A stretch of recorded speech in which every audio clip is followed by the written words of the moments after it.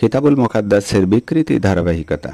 কিতাবুল মুকাদ্দাসের বিকৃতি ধারাবাহিকতা, বিকৃতি ও জালিয়াতি ধারা কোরআন নাজিলের পর অব্যাহত রয়েছে।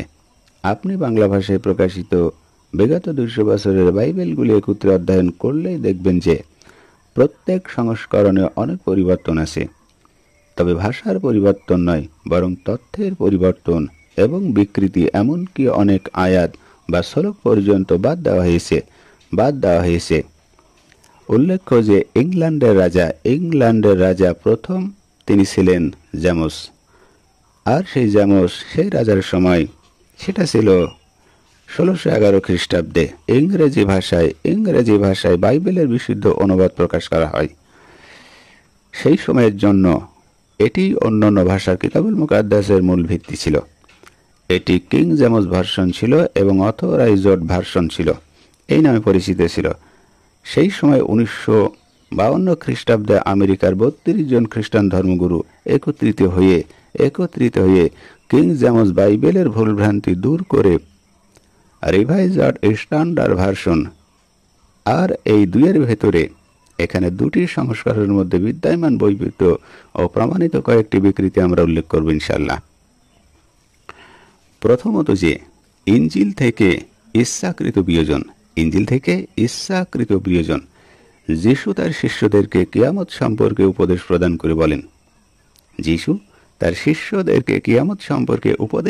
করে বলেন, সেটা আছে মথি, মার্ক, লুক উল্লেখ করেছিলেন মথির বর্ণনা অনুসারে এই প্রসঙ্গে যিশু বলেছিলেন, আর সেটা আছে মথি খণ্ড 24 অধ্যায় 34 থেকে 36। তাহলে 34-এ বলা আছে, যিশু বলছেন আমি তোমাদেরকে, তার শিষ্যদেরকে যিশু বলছেন আমি তোমাদেরকে সত্য কহিতেছি। তার মানে যিশুর কাছে যে ইনজিল আছে সেটা সত্য। যিশু তার শিষ্যদেরকে বলছে আমি তোমাদেরকে সত্য কহিতেছি, এই কালের লোকেদের লোভ হইবে না। তার মানে আমার জীবিত থাকাকালীনই আমার উম্মতদের ভেতরে লোভ হইবে না, যেই পর্যন্ত না ওই সমস্ত সিদ্ধ হয়। কোন সমস্ত সিদ্ধ হয়? আর এটা আছে 35 অধ্যায়ে, আকাশের ওই পৃথিবীর লোভ হইবে। তার মানে কিয়ামত অসম্ভাবী। কিয়ামত যতদিন না হবে ততদিন ইনজিল কোনো কিছু লোপ পাইবে না। কিন্তু আমার বাক্যের লোপ কখনো হইবে না। ঈসা আলাইহিস সালামের কথা কখনো পরিবর্তন হবে না, এটা বলেছেন। আর এটা আছে 36 অধ্যায়ে বলা হয়েছে, কিন্তু সেই দিনের সেই দণ্ডের কথা কেহ জানে না। অর্থাৎ সেই দিন আর সেই দণ্ড বলতে কি বোঝায়? সেটা হলো কিয়ামত, এটা কেউ জানে না। তাই বলা হয়েছে, কিন্তু সেই দিনের সেই দণ্ডের কথা কেহই জানে না। স্বর্গের দূতগণ জানে না। তার মানে স্বর্গে যারা আছে, স্বর্গের দায়িত্ব যেমন কিছু ফেরেশতা আছে, তারাও জানে না কখন কিয়ামত হবে।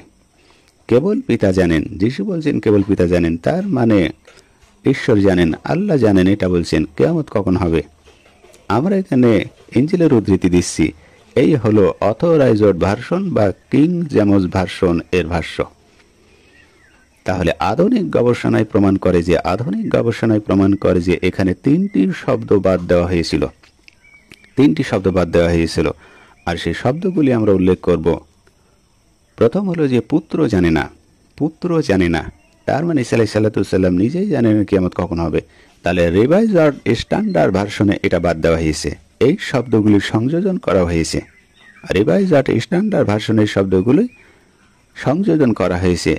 সংযোজিত বাক্য অংশটুকু সহ শ্লোকটির অর্থ হচ্ছে, কিন্তু সেই দিন বা সেই দণ্ডের তত্ত্ব কেউ জানে না, অর্থাৎ কিয়ামত সম্পর্কে কেউ জানে না।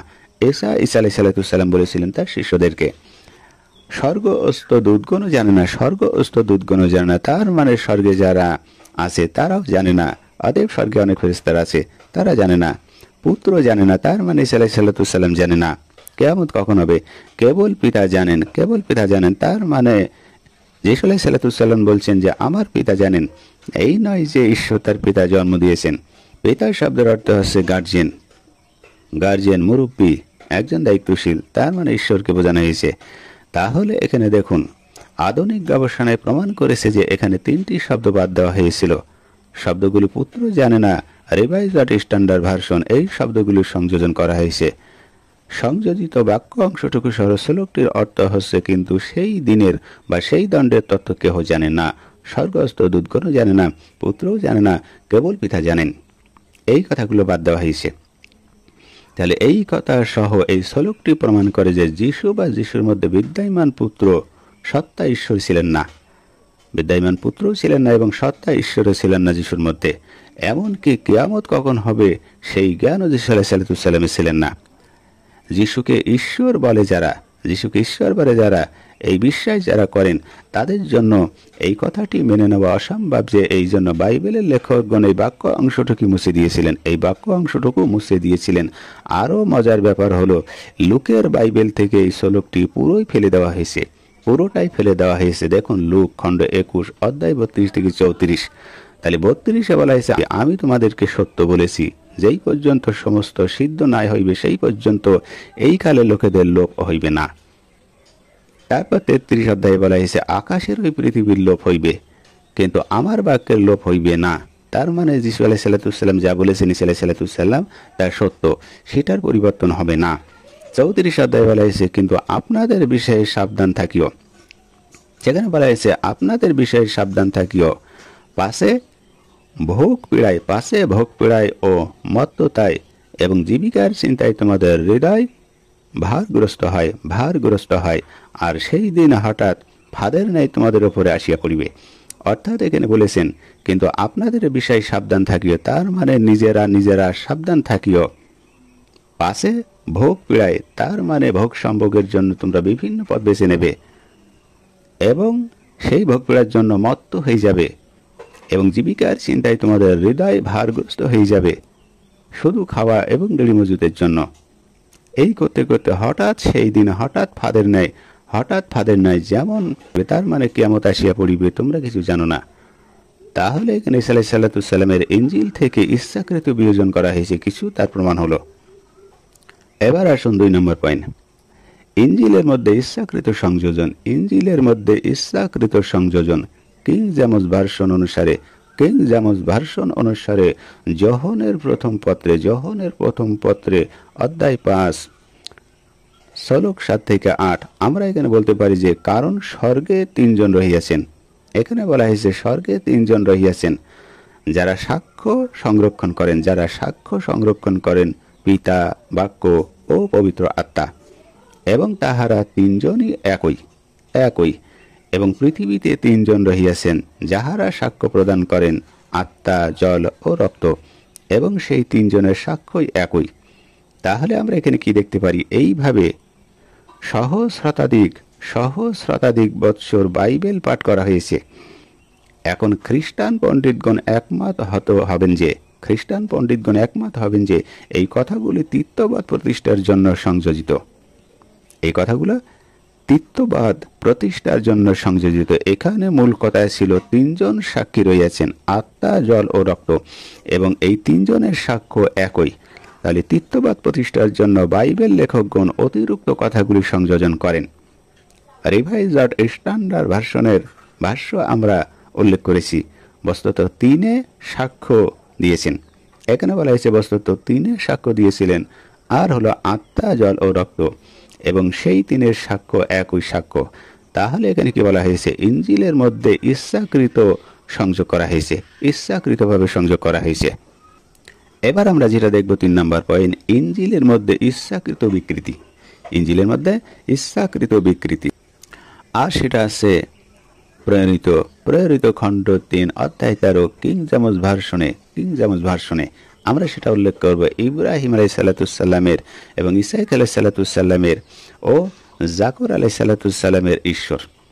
এখানে বলা হয়েছে, ইব্রাহিমের, ইসাহাকের ও জাকরের ঈশ্বর, আমাদের পিতৃপুরুষদের ঈশ্বর, আপনার নিজের পুত্র যিশুকে গৌরবান্বিত করিয়েছেন।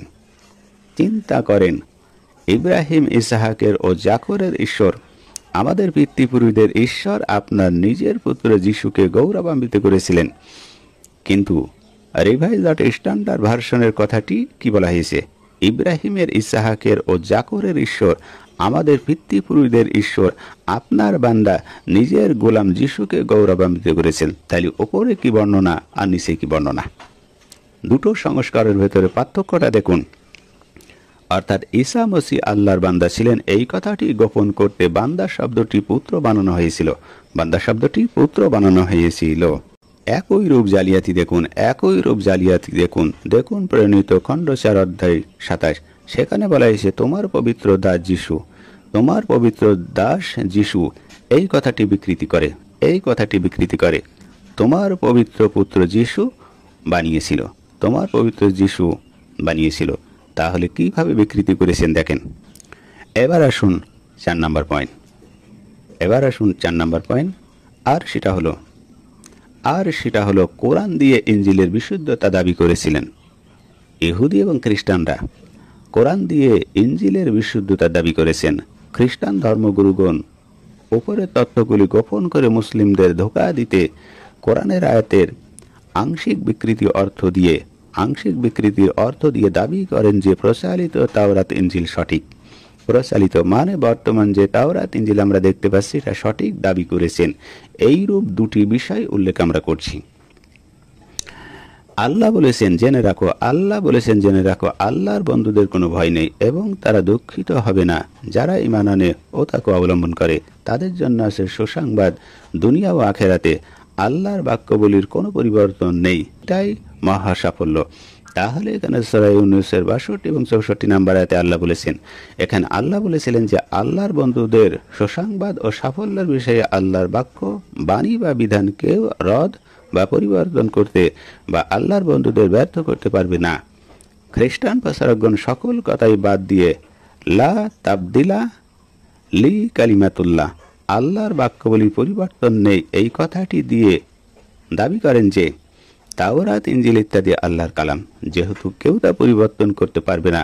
অতএব প্রচলিত তাওরাত ইনজিল আদি ও অবিকৃত আল্লাহর কালাম, এই দাবি ইহুদিরা করছে।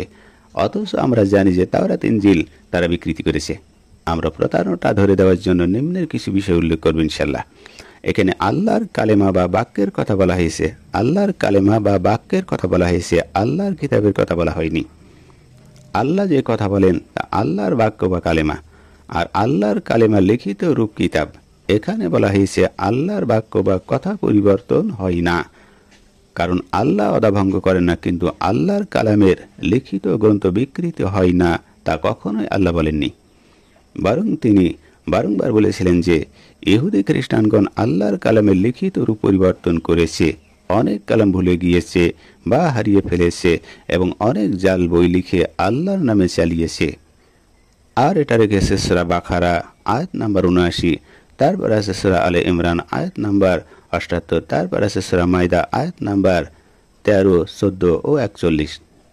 তাহলে কিতাবুল মুকাদ্দাস প্রমাণ করে যে আল্লাহর কালামের পরিবর্তন হয়, হারিয়ে যায় এবং জালিয়াতি করা হয়। বর্তমান প্রচলিত কিতাবুল মুকাদ্দাসের মধ্যে কয়েক ডজন আল্লাহর কিতাবের নাম আছে, কয়েক ডজন আল্লাহর কিতাবের নাম আছে বর্তমান কিতাবুল মুকাদ্দাসের মধ্যে। সেইগুলোর অস্তিত্ব দুনিয়াতে নেই, সেগুলোর অস্তিত্ব দুনিয়ায় নেই, সেগুলো সব বিলুপ্ত করে দেওয়া হয়েছে। আমরা সেই সম্পর্কে বলতে পারি, প্রথম হলো যে সদা প্রভুর যুদ্ধ প্রস্তুত, এটা ছিল এক, এটা তার অস্তিত্ব দুনিয়ায় নেই। সদা প্রভুর যুদ্ধ প্রস্তুত, গণনা প্রস্তুত, এটা পৃথিবীতে নেই, এর অস্তিত্ব নেই। তারপর আছে গণনা প্রস্তুত খণ্ড 21 অধ্যায় 14, এটার অস্তিত্ব নেই। তারপর আছে জাসের পুস্তক 2, এটার অস্তিত্ব নেই। তারপর আছেন জিহোশুই খণ্ড 2 অধ্যায় 13, এটাও নেই। এরপর আছে 3 সলোমন রচিত 1005টি গীত, এটার অস্তিত্ব নেই। নাম্বার 4 সলোমন রচিত প্রাণী জগতের ইতিবৃত্ত, এটার অস্তিত্ব নেই। নাম্বার 5 সলোমন রচিত 3000 প্রবাদ বাক্য, এটাও নেই। তারপর আছে রাজাবলী 1 খণ্ড 4 অধ্যায় 32 থেকে 33, এটার অস্তিত্ব নেই। নাম্বার 6 সময়েল ভাববাদীর রাজনীতির প্রস্তুত, এটার অস্তিত্ব নেই। তারপর আছে সময়েল 1 খণ্ড 10 অধ্যায় 25, এটার অস্তিত্ব নেই। নাম্বার 7 সময়েল দর্শকের পুস্তক, এটার অস্তিত্ব নেই। নাম্বার 11 বংশবলী 2 খণ্ড 12 অধ্যায় 15, এটার অস্তিত্ব নেই। নাম্বার 12 ওয়াহি ভাববাদীর ভাবমানি এটার অস্তিত্ব নেই। নাম্বার 13, উদ্ধ দর্শকের দর্শন, এটার অস্তিত্ব নেই। বংশবলী 2 খণ্ড 9 অধ্যায় 29, এটা নেই। 14, হানানের পুত্র জেহুর প্রস্তুক, এটা নেই। বংশবলী 2 খণ্ড 10 অধ্যায় 34, এটা নেই। 15, যেসায় ভাববাদী রচিত উশীয় রাজার আদ্যপ্রান্ত ইতিহাস, এটাও নেই। বংশবলী 2 খণ্ড 26 অধ্যায় 22, এটাও নেই। নাম্বার 16, যিশায় ভাববাদীর দর্শন প্রস্তুত হিসকায় রাজার ইতিহাস সম্বলিত, এটাও নেই। এবং 17, জিরোমিয়া ভাববাদী রচিত জোসাই রাজার দীপাবলি গীত, এটাও নেই। বংশবলী 2 খণ্ড 35 অধ্যায় 25, এটাও নেই। 18, বংশবলী প্রস্তুত নহিমীয় খণ্ড 12 অধ্যায় 23, এটাও নেই। 19, মসির নিয়ম প্রস্তুত যাত্রা প্রস্তুত, এটাও নেই। তাহলে সময়েলের বৃত্তান্ত প্রস্তুত, এটাও নেই। রাজাবলী খণ্ড 11 অধ্যায় 7, এটাও নেই। কিতাবুল মুকাদ্দাস বলছে যে এইগুলি সবই আল্লাহর কিতাব। কিতাবুল মুকাদ্দাস অনুযায়ী ইহুদি খ্রিস্টানগণ স্বীকার করতে বাধ্য কিতাবুল মুকাদ্দাস গুলি তাদের কাছে নেই। আপনি খ্রিস্টান প্রচারকদেরকে বলুন, 20টি আস্ত কিতাব যদি হারিয়ে যেতে পারে, তাহলে বিদ্যমান কিতাবগুলি কয়েক হাজার আয়াত হারানো বা বিকৃত হওয়া সম্ভব হবে কেন? সেটাও তো সম্ভব হওয়ার কথা। কিতাবুল মুকাদ্দাস প্রমাণ করে যে আল্লাহর কিতাবের জালিয়াতি হয়। ক্যাথলিকদের কিতাবুল মুকাদ্দাস বাইবেলের সংখ্যা 73টি, কিন্তু প্রটেস্টানদের কিতাবুল মুকাদ্দাসের বাইবেলের সংখ্যা 63। 7টি বই বেশ কম। উভয়ের মধ্যে বিদ্যমান বইগুলির মধ্যে আয়াত ও অধ্যায় অনেক বৈচিত্র্য। আবার প্রটেস্টান্ট বাইবেলের কিং জেমস ভার্সন এবং রিভাইজড স্ট্যান্ডার্ড ভার্সনের মধ্যে শত শত আয়াত ও হাজার হাজার শব্দের পার্থক্য রয়েছে। একটি সঠিক হলে অন্যটি জাল, অথবা সবগুলি জাল। কিতাবুল মুকাদ্দাসের বারংবার আল্লাহর কিতাবের জালিয়াতির কথা বলা হয়েছে। বলা হয়েছে যে ভণ্ড নবীগণ বা ভণ্ড শিষ্যগণ আল্লাহর বা মসিহের নামে জাল কথা প্রচার করবে। আর এটা লেখা রয়েছে মতি খণ্ড 7 অধ্যায় 15, খণ্ড 24 অধ্যায় 11, খণ্ড 24 অধ্যায় 24। আরো লেখা রয়েছে মার্ক খণ্ড 13 অধ্যায় 22। সাধু পৌল লিখেছিলেন, আমার আশ্চর্য বোধ হয়, আমার আশ্চর্য বোধ হয় যে খ্রিস্টানদের অনুগ্রহে যিনি তোমাদেরকে আহ্বান করিয়াছিলেন, তোমরা এত দীর্ঘ তাহা হইতে অন্যবিধ ইঞ্জিলের দিকে ফিরিয়া যাইতেছ। এটা সাধু তিনি মথিতে বলেছেন। আর সেটা আছে গালাতীয় খণ্ড 1 অধ্যায় 6। আরো দেখুন কায়ন্তীয় 2 খণ্ড 11 অধ্যায় 4। আরো দেখুন গালাতীয় খণ্ড 1 অধ্যায় 8 থেকে 9। তাহলে খ্রিস্টান প্রচারককে বলুন, আল্লাহর নামে যদি জাল কথা বলা ও জাল ইঞ্জিল লেখা অসম্ভব হয়, তাহলে ভণ্ড নবী, ভণ্ড খ্রিস্টান ও জাল ইঞ্জিল কিভাবে হলো? এটা তাদেরকে প্রশ্ন করুন। খ্রিস্টান প্রচারককে আরো বলুন, সত্যই তো পরিবর্তন ও বৈচিত্র্য তো আল্লাহর বিশুদ্ধ কালামের মধ্যেই থাকে না। তবে আল্লাহর নামে জাল করা শয়তানি কালামের মধ্যে পরিবর্তন ও স্ববিরোধিতা থাকে। প্রচলিত কিতাবুল মুকাদ্দাসের মধ্যে বিদ্যমান স্ববিরোধিতাই প্রমাণ করে যে তা আল্লাহর কালাম নয়। কিতাবুল মুকাদ্দাস আল্লাহর কালাম নয়, এটাই প্রমাণ করে। অন্যত্র আল্লাহ রাব্বুল আলামিন বলেছেন, আমি বনী ইসরায়েলকে উৎকৃষ্ট আবাস ভূমিতে বসবাস করালাম এবং আমি বনী ইসরায়েলকে উত্তম জীবন উপকরণ দিলাম। এরপর বনী ইসরায়েলদের কাছে জ্ঞান আসলে বনী ইসরায়েলরা বিভেদ সৃষ্টি করল। বনী ইসরায়েলরা যে বিষয় বিভেদ সৃষ্টি করেছিল, হে নবী, আপনার প্রতিপালক অবশ্যই বনী ইসরায়েলদের মধ্যে কিয়ামতের দিন ওইটার ফয়সালা করে দিবেন। আমি আপনার প্রতি যা নাজিল করেছি তাতে যদি আপনার সন্দেহ হয় নবী, তবে আপনার আগের কিতাব যারা পাঠ করে তাদেরকে জিজ্ঞাসা করুন। আপনার প্রতিপালকের কাছ থেকে আপনার কাছে সত্য এসেছে, এতে কোনো সন্দেহ নেই। আপনি কখনো সন্দেহ প্রবণতার অন্তর্ভুক্ত হবেন না। এবং যারা আল্লাহ নিদর্শন প্রত্যাখ্যান করেছে আপনি কখনো তাদের অন্তর্ভুক্ত হবেন না, তাহলে আপনি ক্ষতিগ্রস্তদের অন্তর্ভুক্ত হবেন। চিন্তা করেন, সূরা ইউনূস এখানে বলা হয়েছে 93 থেকে 95 নম্বর আয়াতে, তাহলে মিশনারিগণ প্রথম ও শেষ বাদ দিয়ে মাঝের অংশটুকু উল্লেখ করে বললেন যে কোরআনের বিষয়ে সন্দেহ হলে বাইবেল থেকে সত্য জানতে আল্লাহ নির্দেশ দিয়েছেন। নাউজুবিল্লাহ, কত বড় প্রতারক! এতে প্রমাণিত হয় যে কিতাবুল মুকাদ্দাস সত্য ও তা পালন করা জরুরি। এটা মিশনারিগণ প্রমাণ করতে চেয়েছে। তাদের বানোয়াট কিতাবুল মুকাদ্দাস। সম্মানিত পাঠক, এখানে রাসূল সাল্লাল্লাহু আলাইহি সাল্লামের মাধ্যমে আল্লাহ প্রত্যেক কোরআন পাঠকারীকে সম্বোধন করে বললেন যে বনী ইসরায়েল বিষয়ক তথ্যগুলোর বিষয়ে কারোর সন্দেহ হলে পূর্ববর্তী গ্রন্থগুলি থেকে যাচাই করতে পারো। মহান আল্লাহ কোনো জাতিকে অনুগ্রহসিক্ত করার পরেও যদি তারা অবাধ্য হয় এবং মতভেদ এবং হানাহানি করে, তবে তাদের কিরূপ শাস্তি হবে তা মুসলিমদের জানা প্রয়োজন আছে, যেন তারা আল্লাহর অনুগ্রহ ওই নিয়ামত পাওয়ার পরে অবাধ্যতা ও হানাহানিতে লিপ্ত না হয় মুসলমানরা। আর এই বিষয়ে কিতাবুল মুকাদ্দাস একটি বিশ্বকোষ আল্লাহ বনী ইসরায়েলকে এত প্রকারের নিয়ামত দিয়েছিলেন যে নিয়ামত পাওয়ার পরেও কতভাবে তারা আল্লাহর কিতাব অবিশ্বাস ও কিতাব প্রত্যাখ্যান, সন্দেহ, শিরক, কুফর, মূর্তি পূজা, পাপাচার ও হানাহানিতে লিপ্ত হয়েছে এবং এর শাস্তিতে কত প্রকারের গজব আল্লাহ তাদের দিয়েছিলেন তা বিস্তারিত ওই গ্রন্থে সংকলিত, অর্থাৎ কোরআনে সংকলিত। এই জন্য আল্লাহ বলেছিলেন যে হে কোরআনের পাঠক, যদি তোমার মনে পূর্ববর্তী জাতিদের এই পরিণতির বিষয়ে কোনো সন্দেহ আগমন করে, তবে তুমি পূর্ববর্তী কিতাবগুলি যারা পাঠ করে তাদেরকে প্রশ্ন করলেই জানবে যে এই বিষয়ে কোরআনের তত্ত্ব নির্ভুল। এটা তোমরা প্রমাণ করতে পারবে। সম্মানিত পাঠক, যে কোনো গবেষক যদি বিশ্ব সৃষ্টি পূর্ববর্তী জাতিগণের ইতিহাস ওই পরিণতি সম্পর্কে কোরআন মাজিদ অধ্যয়ন করেন এবং বাইবেলের সাথে তা তুলনা করেন, তবে নিশ্চিত হবেন যে কোরআন সন্দেহাতীতভাবে আল্লাহর কিতাব। আর এ বিষয় নিয়ে একটি সহজ পদ্ধতি আছে।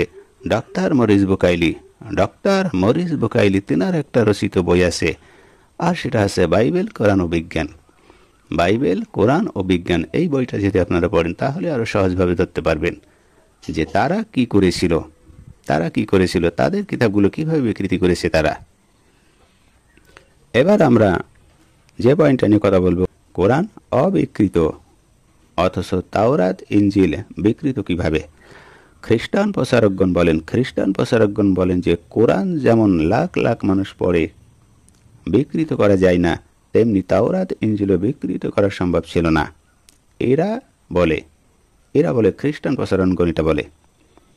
তাহলে এই কথাগুলো একেবারে ভিত্তিহীন, তার কোনো প্রমাণ নেই। কারণ সর্বশেষ ওহী হিসেবে আল্লাহ কোরআনের সংরক্ষণের ব্যবস্থা করেছেন, যা পূর্ববর্তী গ্রন্থগুলির ক্ষেত্রে করেননি। নিম্নে সেই বিষয়গুলো আমরা কিছু উপস্থাপন করার চেষ্টা করব ইনশাল্লাহ। প্রথম হলো যে কোরআন মূলত লিখিত বই নয়, বরং অগণিত মানুষের মুখস্থ বই। অবতারণের শুরু থেকে মুহাম্মদ সাল্লাল্লাহু আলাইহি ওয়াসাল্লাম ও সাহাবীগণ তা মুখস্থ করেছেন। প্রতি সপ্তাহে, মাসে ও বছরে তাহাজ্জুদে, তারাবিহে ও তেলাওয়াতে অগণিত বার খতম করেছেন। সকল যুগে একই অবস্থা। কোরআনের লিখিত রূপ শুধু সহায়ক পাত্র। পক্ষান্তরে তাওরাত ইনজিল কখনো মুখস্থ করা হয়নি এবং মুখস্থ করা সম্ভব নয়। কোরআন প্রথম অবতরণ থেকে প্রতিটি মুমিনের প্রতিদিনের পাঠ্য বইটা। প্রতিদিন নিজের নামাজে, জামায়াতে নামাজে ও সাধারণভাবে প্রত্যেক মুমিন তা তেলাওয়াত করেন বা শোনেন। পক্ষান্তরে তাওরাত ইনজিল কখনো সাধারণ মানুষের পাঠ্য বই ছিল না, বরং কতিপয় ধর্মগুরু বা পুরোহিত বছরে 2-1টি অনুষ্ঠানে বা প্রয়োজনে তা পড়তেন। সাধারণ মানুষের জন্য বাইবেল পাঠ করা নিষিদ্ধ ছিল। কয়েকশো বছর আগেও বাইবেল পাঠ করলে আগুনে পুড়িয়ে মারা হতো যদি সাধারণ মানুষ বাইবেল পাঠ করত। তাহলে মুসা আলাইহিস সালামের তাওরাতের একটি মাত্র কপি নিয়ম সিন্ধুকের মধ্যে রেখে গিয়েছিলেন প্রতি 7 বছর পর তা পড়ার জন্য। কিন্তু তার মৃত্যুর তার মৃত্যুর 100 বছরের মধ্যে ইহুদিরা তার ধর্ম ত্যাগ করে শিরক ও কুফুরে লিপ্ত হয়ে যায়। এইভাবে তাওরাতের পাণ্ডুলিপি হারিয়ে যায়। শত শত বছর পরে লোকমুখের প্রচলনে শত শত বছর পরে তা আবার লেখা হয়। তাহলে যিশুর শিষ্যগণ তার ইঞ্জিল লেখেননি। যিশুর শিষ্যগণ তার ইঞ্জিল লেখেননি, এটা প্রমাণ হলো। কারণ যিশু তিনি তাদেরকে বলেছিলেন, তার শিষ্যদেরকে বলেছিলেন যিশু, যে তারা জীবিত থাকতে কিয়ামত হবে। তাহলে শিষ্যগণ এই কথা বিশ্বাস এবং প্রচার করতেন।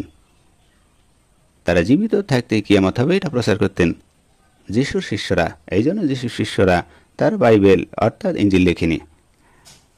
আর এটা আছে থিসলনিকীয় খণ্ড 4 অধ্যায় 15 থেকে 17। তারপরে আছে কায়ন্তি 1 খণ্ড 15 অধ্যায় 51 থেকে 52। এই জন্য আল্লাহর কালাম লিখতে নিষেধ করা হয়েছে। আর তিনি আমাকে কহিলেন, তুমি এই গ্রন্থের ভাববাগিনীর বচন সকল মুদ্রাঙ্কিত করিও না।